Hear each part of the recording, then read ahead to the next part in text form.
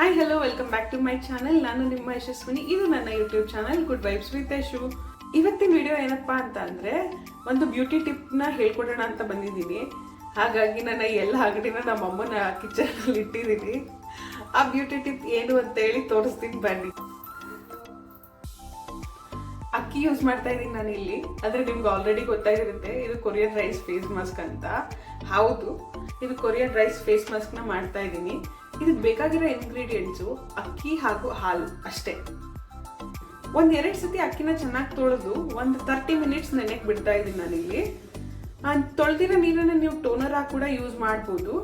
ಈಗ ಒಂದು ಮಿಕ್ಸಿ ಜಾರ್ಗೆ ಅಕ್ಕಿ ಮತ್ತು ಹಾಲನ್ನ ಎರಡೂ ಸೇರಿಸಿ ಚೆನ್ನಾಗಿ ಗ್ರೈಂಡ್ ಮಾಡ್ಕೋಬೇಕು. ಕನ್ಸಿಸ್ಟೆನ್ಸಿ ನೋಡಿ ಈ ಥರ ಇರಬೇಕು. ಜಾಸ್ತಿ ತಿಕ್ಕಾಗೂ ಇರಬಾರ್ದು, ಹಾಗೆ ತಿನ್ನಾಗೂ ಇರಬಾರ್ದು.